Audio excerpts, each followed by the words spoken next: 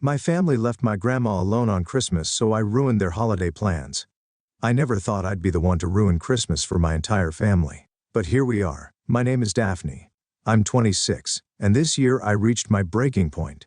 Every year my parents, aunts and uncles have the same holiday tradition. They ditch everything and everyone to go on a luxurious Christmas vacation. I'm talking about 5-star resorts, all-inclusive drinks and sunny beaches, while the rest of us are left to freeze in the Midwest. Now, I wouldn't normally care. I've never been invited anyway. But what really gets me is that every year they leave my grandmother, Evelyn, behind. Grandma is 84. She's been the heart of our family since forever. She's the one who made Christmas magical for all of us growing up. The fresh-baked cookies, the homemade stockings, the cozy family gatherings, ever since she got older and couldn't travel as much.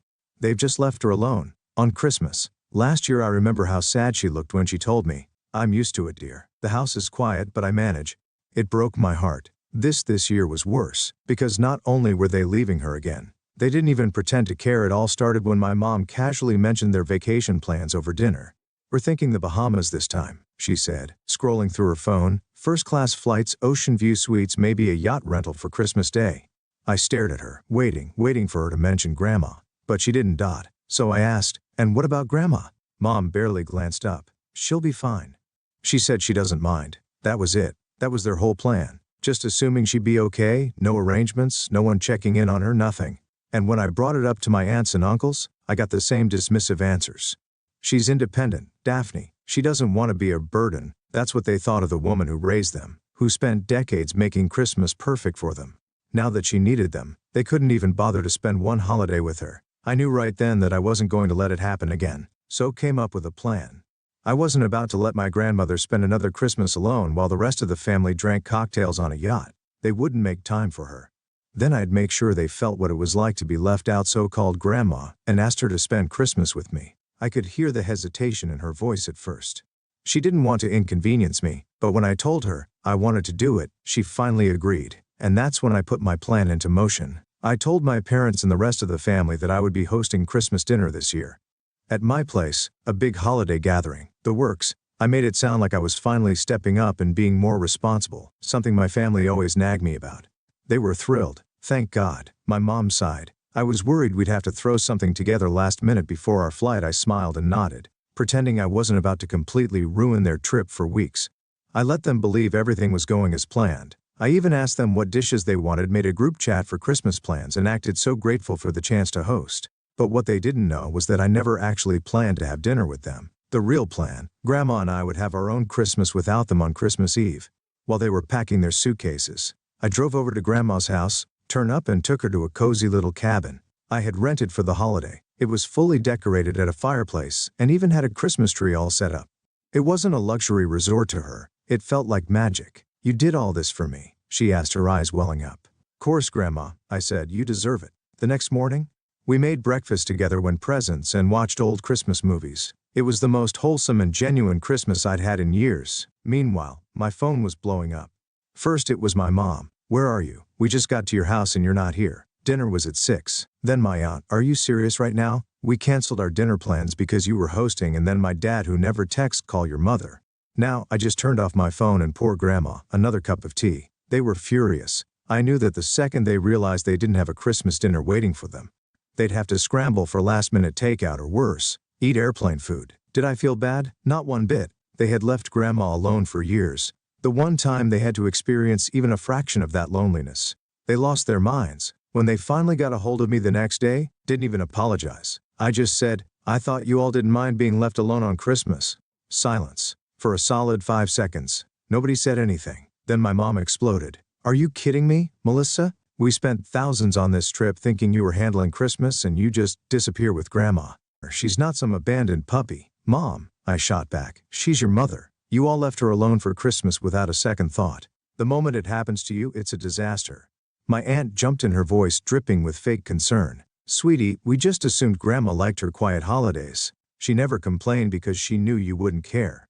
Another pause. I could practically hear the gears turning in their heads. They were trying to find a way to spin this to make me the bad guy, but I wasn't giving them the chance. Grandma, who had been listening quietly the whole time, finally spoke up. And what she said, it shut them all down.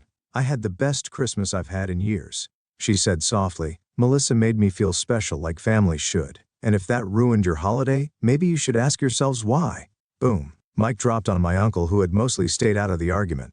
Grumbled something about this being unbelievable. My mom just huffed and muttered, "We'll talk when we get home." And then they all hung up. That I sat there for a moment, expecting to feel some guilt, some kind of regret. But instead I just felt satisfied for once. They got to feel what it was like to be excluded, ignored, and treated as an afterthought. Grandma reached across the table and squeezed my hand. "Thank you," she said. Honestly, that was the only validation I needed. But now, a few days later, my family is still mad. My mom is acting like I ruined Christmas for everyone. My aunt keeps sending passive-aggressive texts about how family is about togetherness, not making a statement. And my dad just keeps telling me I was being petted. I don't know. Was I actually wrong for this? Should I have just sucked it up and let them ignore Grandma again? Or was it fair for them to finally get a taste of their own medicine? That's the question I keep asking myself. Was I being petty? Did I really ruin Christmas? Or did I just finally make them face the consequences of their own selfishness? At first, I felt nothing but satisfaction. But now, with the constant passive-aggressive messages and guilt tripping, I'm starting to second-guess myself why Mom won't stop calling, leaving dramatic voicemails like, "I hope you're happy with what you did. You ruined a once-in-a-lifetime family trip. Was it worth it?" My aunt is still in her family is about to gather in his face, which is rich coming from someone who ditched her own mother on Christmas without a second thought. Even my brother, who's usually the only reasonable one, said, "I get where you're coming from, but maybe you could have handled it differently." How? By politely reminding them not to abandon their elderly mother again, by just letting it happen and hoping next year would be different. Let's break it down. For years my family has treated Grandma like an afterthought. She's not sick. She's not completely helpless, but she's old. She moves slower. She forgets things and honestly thinks she gets lonely. And every year my family finds a way to push her aside. They do their big holiday trips. Hawaii, Aspen. Last year was Paris, every time. It's the same excuse. Grandma doesn't really like to travel. But has anyone actually asked her? Has anyone even tried to include her? No, they just assumed she'd slow them down, so they leave her behind and call it a sacrifice she's making for the family. And what I think she knows, that was the hardest part of all this, sitting with her on Christmas Eve, watching her fake a smile, tending like she wasn't hurt. She kept saying things like, "I just prefer a quiet holiday anyway, and I never liked all that rushing around."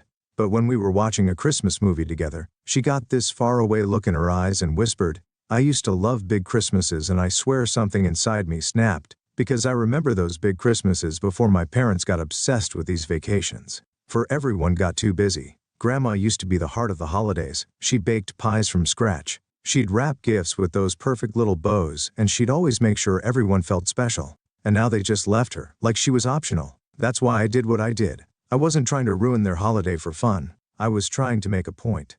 They refused to hear any other way. But now keep wondering, did it even work? Because instead of reflecting, they're just mad instead of apologizing, doubling down. So what do you think? Did I go too far? Was there another way? What do you think? Is Daphne a hole?